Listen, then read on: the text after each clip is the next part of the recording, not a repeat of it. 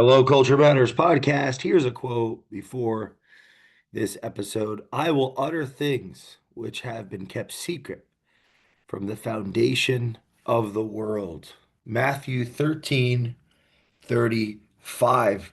We're back again, part two of the American Gift Conference preparation. Dr. Jordan B. Peterson interview. Questions. As Abraham Lincoln once said, if I have 6 hours to chop down a tree, I'll spend 4 hours sharpening my axe. I've been preparing for this time with Dr. Peterson for months and months. If you've listened to the Culture Matters podcast, Beyond Order, I believe his third published book for mass audiences, Beyond Order, 12 More Rules for Life series. Parts 1 to 14, an intro, one part on each rule, and an outro is a part of my preparation to better, uh, to more deeply comprehend and understand his talking points, his thesis, his value add, to ask better questions. If you listen to the Culture Matters podcast, you know that the purpose of the podcast is to uncover the genius of our guests with the goal to make curiosity cool. And my hope in that this preparation is not only that I'm recording this on June 4th, 2025. The interview is on June 5th, 2025. I will be more prepared, yes, having written down the questions based on the topics that are best to be covered for the audience's benefit, and the questions being the sinews that tie together that vest of armor to go into the future. What am I even saying? I'm being a little dramatic. Um, to go into the future more successfully with with the right questions, we get the most helpful answers. We have to figure out what questions are the right questions we're going to talk about today. Today and then right the next part, because some of the questions I recognize in reflection aren't even the right questions. But actually, in this episode, I'm going to read some of the questions that were covered in the last episode. If you missed that, part one, and I'm going to read the questions on part two and give you my interpretation of Dr. Peterson's answers in the spirit of putting myself in in that state, in that moment, so as the questions flow naturally. I like to, whether it's a quote or it's uh, a framework like this, the more that I've said the question, the more inside of I feel inside is the word, but it's not inside. It just becomes a part of you that presence presence can occur, and it's like a compounding of gates and doors and pathways that can be opened when I'm exploring. The less anxious I am, the more open I am and curious I am, the more authentic or authenticity comes to the foray. I can do a better job. And that's where I'm at in my journey. Maybe at some point I'll molt again and it'll change. My process will change and for the better, I hope. So, questions from last time. Well, there are four parts. The American gift, why is it meaningful? So the American gift, what is the American gift? It's a dream for those that aren't here in this great culture, and it's a gift for those that are here in our culture. And what is that gift? It's home ownership. And it's a gift because we have to recognize its value and recognize how important it is to achieve it, to even be in that journey, to even be in that process, how it can help us start a family, how it can help us build wealth, how it can help us actually, without even realizing it, help us build ourselves, our individuality. And we could easily lose it where one generation or next away from losing the opportunity to have property, to have home ownership. So it's a gift. Why is it meaningful? That's what we covered on part one. Part two, or topic two, is more contextual to the actual event that we're at with Dr. Peterson and many other great pundits. The American Gift Conference, which is focused on home ownership, bringing brokers together, bringing account executives together that work with the independent mortgage bankers, bringing independent mortgage bankers together under one roof, and all vendors associated that help the home ownership process to think, to get inspiration, to gain resources, to make new relationships, to meet new mentors, to see old mentors and mentees, to see old friends, to make new friends, to live in the spirit of collaboration and to build and curate culture that actually has meaning and significance to bring people together. And so the topic two is, what is an account executive and what is um, a broker? What is a broker? What is an account executive? The questions from last episode were that I addressed. Go to part one. How does home ownership impact our culture? And why is this profession meaningful based on your study of culture, society, and governance? That'd be a question for Dr. Peterson to answer. And I answered on the last episode. Number two, what contribution do those that facilitate and participate in housing provide to a culture? Number three, which rules would you advise our audience to pay attention to? Now, remember, this is within the context of being within the housing profession, and these are the 24 rules for life. If you haven't read 12 Rules for Life or Beyond Order, pick up those books, pick up the audiobooks, pick up the physical books. Don't just put it in AI and get a feedback of what it's supposed to be about. Actually read it, take notes, think, go deep on it. You get a lot of value. I had mentioned to ask about Rule 4, 5, and 7 and Beyond Order. 4 is notice that opportunity lurks where responsibility has been abdicated. Rule 5 is do not do what you hate. Rule 7 is work as hard as you possibly can at least one thing and see what happens. And I had written down to ask about Rule 1 from 12 Rules, stand up straight with your shoulders back. I struggle with that. Maybe I should go back to Rule 1. Rule 4, compare yourself to who you were yesterday, not to someone else is today. Rule um, 7 is pursue what is meaningful, not what is expedient. And rule 9, assume that the person you are listening to knows something that you don't. Question 4 was what happens when the professionals in this room stop caring about what they do and working towards the benefit of their customers?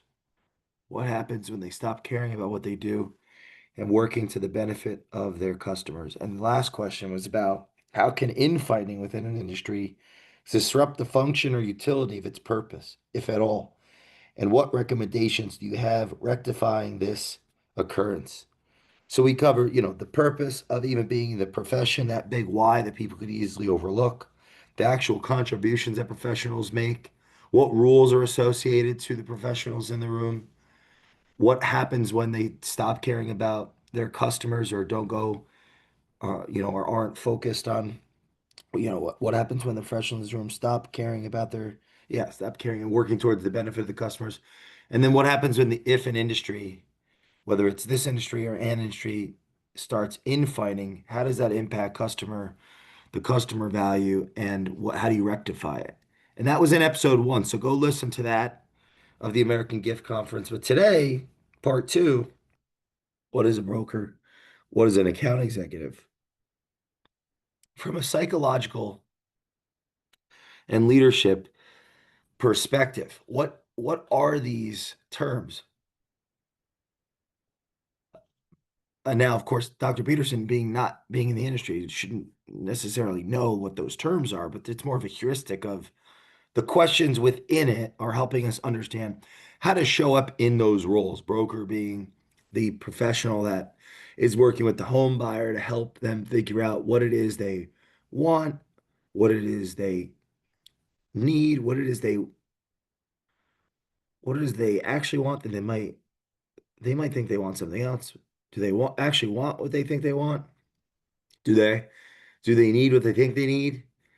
Being that advisor, being that professional, the person with the experience and the knowledge to that understands the process that can actually also provide the best value for that specific borrower in whatever specific situation they have. It's a role with tremendous responsibility that can make or break people's financial situations. It can increase or decrease the likelihood of people getting their homes, and it can change the trajectory of people's lives. And what is an account executive? That those are professionals that work with the actual organizations that provide the capital that work, together with the brokers. They work with the professional that's helping the borrower to make sure that the whole process happens.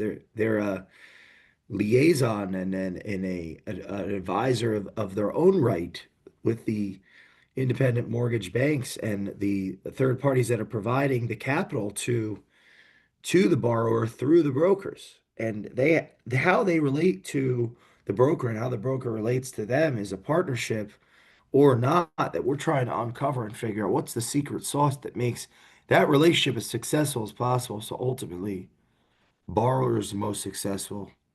Brokers build their businesses to the best order, and those that provide capital and that who's associated with them are as successful as possible. How does this relationship actually work? And of course, maybe we'll even get into how the relationship between the executive account executive and the actual IMB works, but that'll likely be on another episode, another conversation. Question one. I look at this being more future oriented, but how can self-sacrifice provide value to a customer relationship in your estimation? How can self-sacrifice provide value to a customer relationship in your estimation? Hmm. I think in capitalism, we have it's Adam Smith's I think the invisible hand, or our own self-interest might it's the drive of our own self-interest that leads us to endeavor, that leads us on that great adventure, that leads us to take on risk and to actually go and sell our labor. But in spite of that self orientation, we're providing something for someone else to get what we want. So both parties can bring their self centeredness, their self orientation to the table. But if both parties don't mutually benefit in the interaction, they're less likely to want to trade again. So there's this call to morality. There's this call to a future.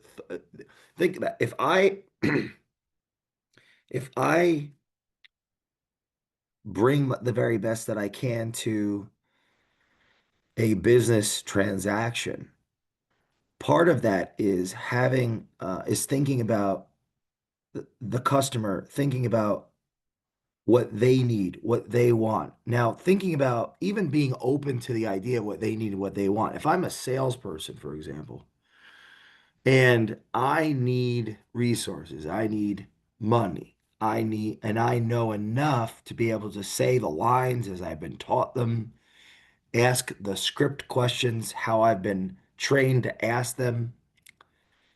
I may be able to get a lot of sales just because I know surface level general information. I've internalized the script. Um, I've internalized the script to the point where it's going to trigger emotions and trigger the average person to maybe make a decision more quickly than it would have been the highest quality of them to make because they don't know what they don't know. They think they know what they know. And then there's the professional that based on their experience and their wisdom, they've been doing it longer. If you have two people One is the customer that's looking to buy a product or service, and one just got hired last week and's been trained on a script, and all of a sudden now they're the, air quotes professional, and they don't know anything more than the customer. They're both customers. They're both ignorant. So it would take empathy, it would take an openness, it would take a faith, it would take all right, I may not make as much on this sale, but I'm not just going to sell whatever's easiest or whatever I get the most gain for me. Maybe even if the customer's waving their hands, and saying, that's what I want, that's what I want. It isn't the best for them. It takes actual a faith in the future self. How could self-sacrifice provide value? Here to a customer. It also provide value to the actual salesperson of that. Because that openness, that vision, that empathy, that is going to open, that's going to increase the likelihood of more curiosity and more inquiry and more learning. And that new person is going to learn best practices faster. That new person might not make as much, they may end up making more faster, but they might not, in theory, make as much at first, but they're learning more faster because their brains, they're taking in more information and they're actually getting to know the business faster and faster and faster. How can self-sacrifice provide value to a customer relationship in your estimation? Is that self-sacrifice is going to ultimately build more trust. It's going to develop goodwill with the customer. The customer, people are smarter than you think. And even if it's just, you know, it's they're unable to articulate what it is. People have gut instincts. People have intuitions. We know if we can feel when people are taking advantage of us, even if it's in an industry or in a space that we don't know that much about.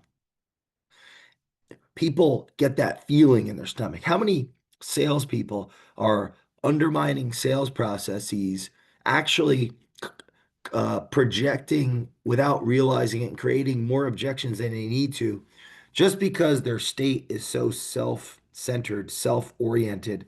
And hey, in fairness, if they lack resources and if they have higher cortisol and they have lower serotonin because they're lower, this is in rule one in 12 rules for life. I just reread it. They're the lobster that just got thrown on its back and got beat down. That's that new person. This is where leadership comes in, training. They're not they're in a state of angst and fight or flight, and having a conversation with a stranger about something they really don't know and understand. They're going to need to borrow a lot of confidence, a lot of spirit, a lot of they're going to be they're going to need a mentor and a leader that teaches them core values by how they show up, how they sell, how they act, how they speak, and the stories that they're telling. They need someone to remind them, like, hey, this is a long-term thing. We want to make the customer as happy as possible and add the most value as possible because in the long run, it's all going to come back to us because that's how it works. People want to play with people they enjoy playing with. So, number one, self-sacrifice provides value to customers because the customer experience, if we're going to give them the most possible and take the least possible, but enough, we have to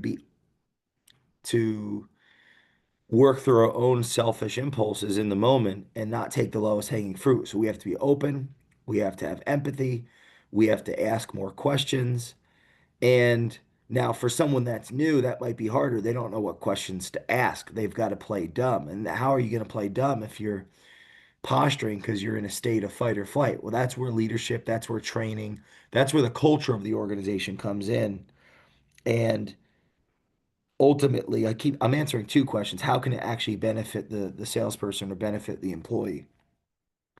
And the way that it can do that is it's going to end up creating more trust and goodwill and like a real relationship where somebody would want to come back. So question two, where does self-improvement, the past, for example, the past authoring program, the future authoring program, the present authoring program, and Peterson Academy, fit in the evolution and maturity of establishing functional business relationships in your mind, if at all? So where does this, self-development is a broad term. In the business world, it's like education without formal education, like the self-help books, the self-help section of the library. It's Audible, uh, the audio books for those that either lack the resources and the relationships to go for to formal education or are in a state of low trust. Many entrepreneurs I've had on the show don't trust large academic institutions. Speaking from, um, I can't speak from experience as it relates to the large academic institutions personally, because I've uh, not gone to them and have taught myself much of what I know and hired professionals, advisors, lawyers, accountants, uh, specific advisors in my business of consulting and collected mentors over the years to attempt to bridge that gap. But the question is, and so many of you that are listening to this, and many of our many, many, many, many guests, a recurring theme, uh, you know, it's don't even bother with college. Get a trade or read a book or get to work and learn from experience, learn with your hands. A lot of small business entrepreneurs, under 1 billion in market cap, they're less interested in formal education, more interested in self-education. So the question is, where does self-improvement fit in the evolution and maturity of establishing functional business relationships in your mind at all? So I'll separate this, because Dr. Peterson would likely talk about the Peterson Academy and why that exists and how that can help and its purpose in business and the past, present, future, and author program, how he promotes those resources. But the actual question on the how education essentially or self-improvement establishes functional business relationships in your mind. Learning, a culture of learning is a culture of adventure if you think about it. And we're on a great adventure being in the world. Being in the world is a call to, so some of the themes in Peterson's work is take on voluntary suffering. So what that means in real time would be like in a business sense would be to have that team meeting where we're talking about what is going right in the business today and why we think so. What is going wrong in the business today and why we think so. And where would we like to go and how do we think we can get there? Being the leader that can have that open and transparent, e.g., vulnerable, honest, thought-provoking conversation with people that are, as a consequence, bought in and capable of actually addressing what's going right that could be replicated, what's going wrong that could be improved, and where can we go that's the highest value for the customer. Having a proactive meeting like that is going to bring up problems that might not have been made explicit yet. They're just kind of there and no one's yet saying anything, but they're going to eventually show up in the business at the worst time, in the worst way, financially, emotionally, socially, and put the organization in a reactive tailspin. This happens in personal lives. Oh, you don't want to take care of a problem in your personal life, so you ignore it, you ignore it, you ignore it, and then boom, as Peterson says, conflict delayed is conflict multiplied. So, how's self improvement? What does that have to do with self improvement? Establishing functional business relations, because if we follow the maps of meaning framework, there's what is our current state, and there's what could be, which is potential. What is, there's a degree of order and there's chaos, and there's a interaction or relationship between order and chaos, and we make to and there's pathways and obstacles, and yeah, exactly. We're we we make a goal. We're gonna go here at this place and this time, and there's a judgment of value in that proclamation. We've said it, we've thought it, we've written it down, and it's not going to go as planned. There's going to be obstacles and pathways. There's going to be obstacles that arise negative emotion, and how we respond, how we relate to that negative emotion through ourselves and with others will increase or decrease the likelihood of overcoming those obstacles. But in that overcoming, in that working through of those obstacles, it will be a meaningful process. And that is what life is. It's a call to adventure if we desire it to be. And in business, we are absolutely a part of an adventure. We are part of a vision to a solution of a problem of originally the founder and how each of us work within our job description to add the most value with our own many, with our own goals, with our own aims, with our own call to self-sacrifice. Are we not going to do this? And then are we going to do this? Where are we going to invest our time? What's most in the priority list of what's most valuable to get done? That has a relationship to do with our aim and our vision and our goal. And that influences our positive and negative emotion. Not having a goal, we don't even have positive emotion. We don't have the hope necessary to work through the pain and the suffering. And if we don't have the hope to work through the pain and the suffering, then we might not be able to actually positively relate to others as well as we would need to work through those obstacles as they arise.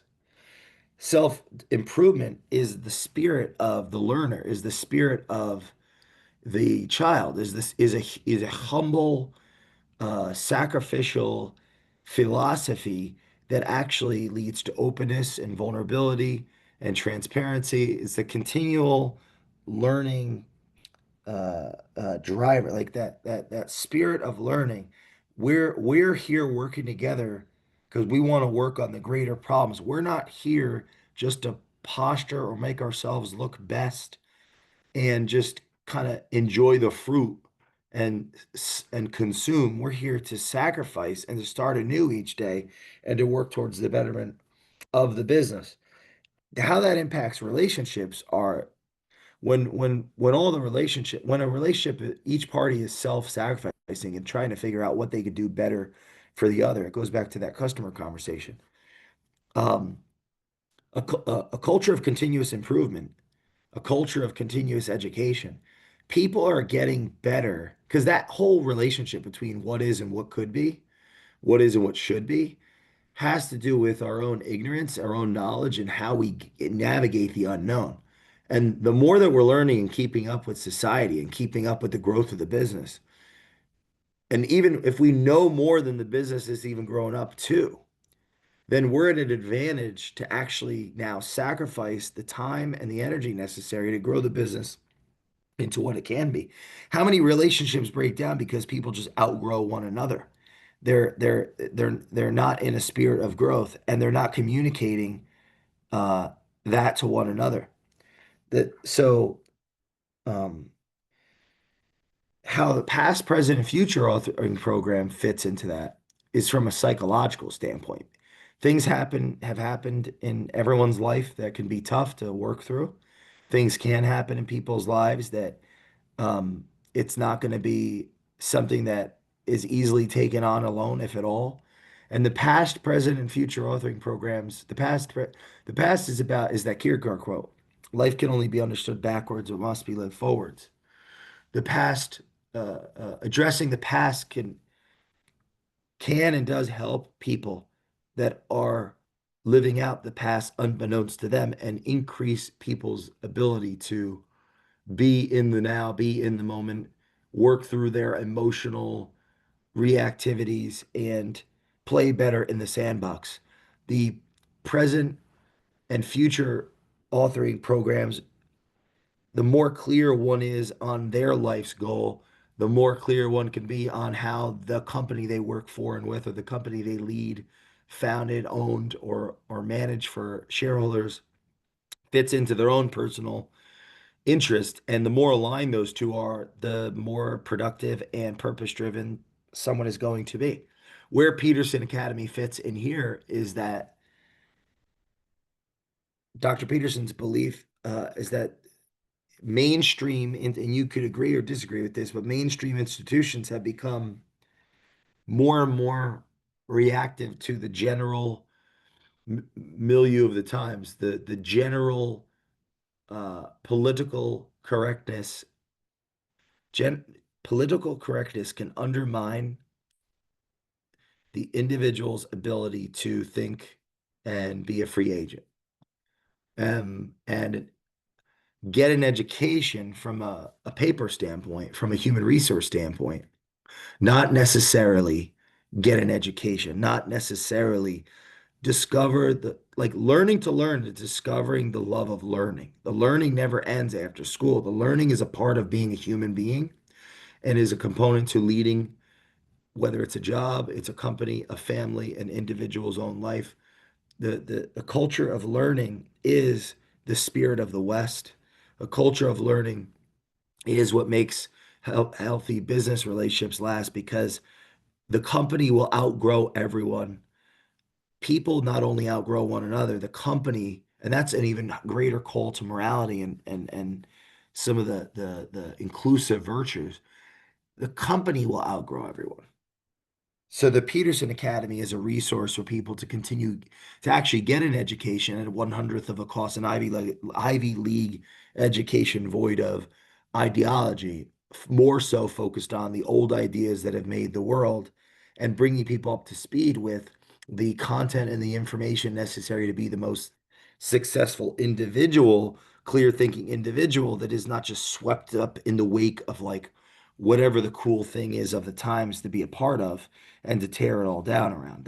The idea it's Peterson Academy and being a student, I'm inside of Peterson Academy. I'm talking about Jay here. And I started 18 courses and I am enjoying it thoroughly. This is something that, and it's actually motivating me to want to go to like a formal college as well and experience that, having never stepped. Well, I know I've spoken at a college, definitely. I've spoken at a college once, on culture and business, even though, and they just assumed I went to college. I was like 23 years old when we had our first investment in business, and I did speak. That's a funny story. But I'd like to go to a formal classes, Harvard's leadership um, course, for example, a mentor pushed me to think about, and there's great resources for the family work that I do, advising families, helping facilitate their meetings and their transitioning from one generation to the next. These are things that um, I'm more likely to go and actually go venture into the unknown, get uncomfortable, uh, break through that paradigm of inaction, right? Face the dragon as a consequence of being a student in the Peterson Academy. It's I'm learning how to learn. I don't know if I would have done the Beyond Order series, the reading it, highlighting it, taking notes, if, and I've wrote my first book at 27. It's not like I had, and it did very well in morality and ethics, and it has a loyal fan base. Um, and it's a real book. It wasn't written by AI or something. Yeah, I wrote it, and I grew from it. And we talk about it on the show all the time. And I've written 10 unpublished books for our client partners, the culture puzzles, but there's a lot of writing, but I still didn't do the formal stuff. I'm more likely to do the formal education because of Peterson Academy, because it's providing that professor from that teaches at the Oxford or wherever and putting them in a position to teach something that they're passionate about, getting me as a customer of that excited, providing quizzes that you could test your knowledge, and it's giving confidence to someone that did not take advantage of the opportunity of school when I had it. And I don't think I'm alone in that, as listeners of this show, that constantly having entrepreneurs on the show that don't value, they don't value education. They don't think they value it. They value it more than they think they value it, because a lot of them are teachers and students, but in their own way that they trust and feel control over, psychological control over, when they would love an academic institution if they trusted the institution, they trusted the teachers, and that's what the Peterson Academy is providing to so many people. So where does self-improvement fit in functional business relationships? It's hard to function in any relationship if we don't know what we're doing. We don't know why. We don't we don't listen. Rule 9, assume the person you are listening to knows something you don't. If we don't tell the truth, and that takes courage, and that takes following our conscience. And courage and conscience has a relationship with reading, writing, listening, speaking, studying the past, studying history, studying the world, being brought into it's like rule 1 in Beyond Order. Do not carelessly denigrate social institutions. You appreciate social institutions when you get an education of the world, a deep education of the world, history and literature, the classics, psychology and philosophy and arithmetic and biology. And you get an appreciation of the world when the stories are made clear that look how far we've come and look where we can go into the future, and everything kind of ties together and starts to make sense. You figure this out as a, for example, as a side, like as a self-taught person, you're hobbling together all these different topics and all these different disciplines, and you start to realize everything is connected, and it creates an awareness. It creates, I don't know, I can't explain it. It's ineffable at this point, but so self-improvement is, if we're not working on ourselves, the expectation that we have on others might be too high. And if we are working on ourselves, it may be as high as it needs to make sure we aren't naive and we don't become cynical, and we can act and meet people with courageous trust to have life's great adventure. Last question was right here. A broker advises a homeowner on what their options are, and their account executive enables the broker to provide debt for their customer. How could you advise this relationship aligning as one team so that ultimately the borrower is successful? We'd follow rule 10 in Beyond Order, take out the marriage piece and think of it's a partnership. And in plan and work diligently to maintain the romance in your relationship, 90% of that chapter is not about what we perceive as romance, like the aesthetic, pleasure seeking, fun, play. It's the rituals and the philosophy. So the ritual will be every 90 minutes, you talk about what's going on in the marriage.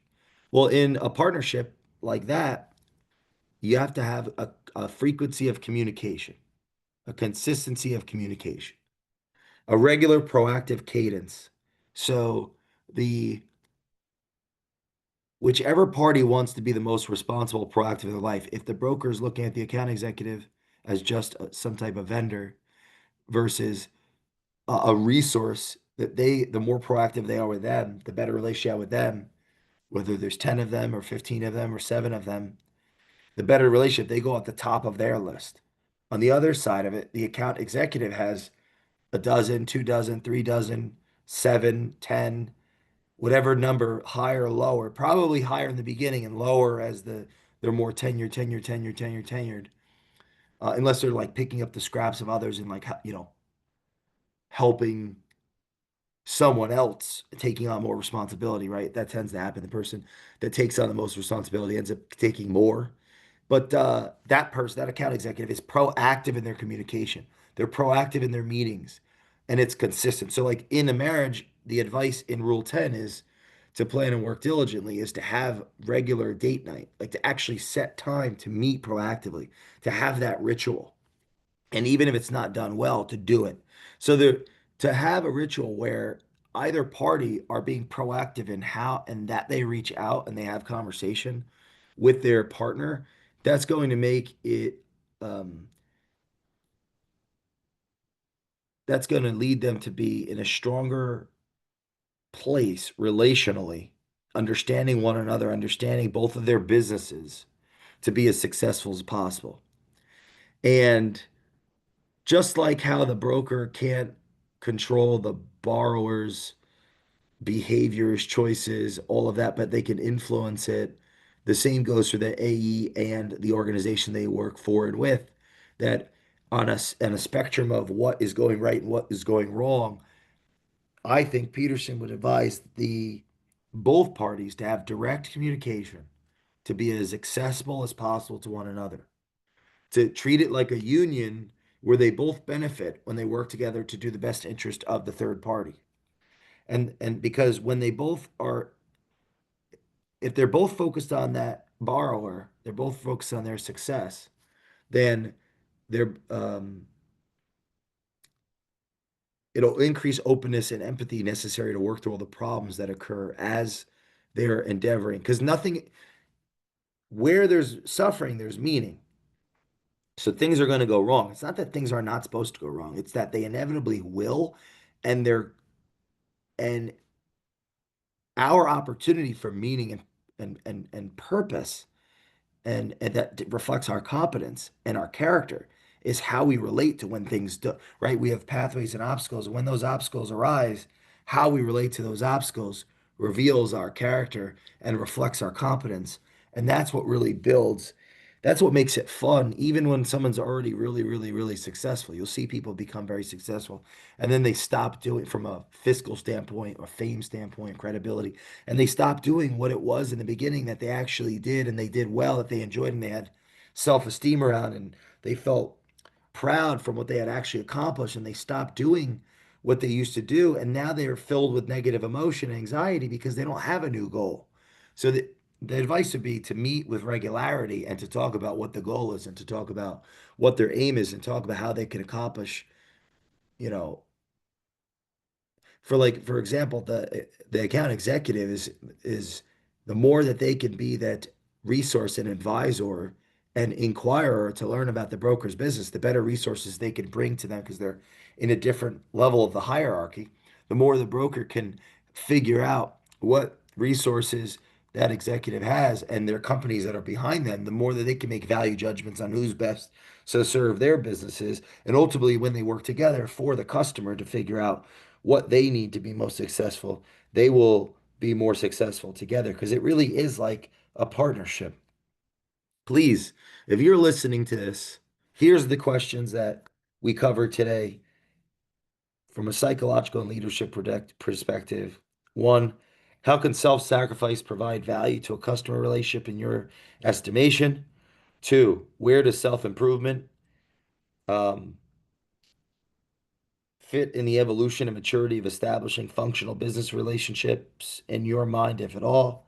And three, how could you advise the relationship of the, well, it's a broker advises a homeowner on what their options are, and the account executive enables the broker to provide debt for their customer. How could you advise this relationship aligning as one team so that ultimately the borrower is successful?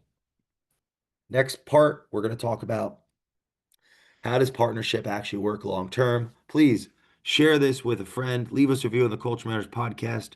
Go listen to Beyond Order series if you haven't already, or our Peterson painting series. And we will see you next time on the Culture Matters podcast.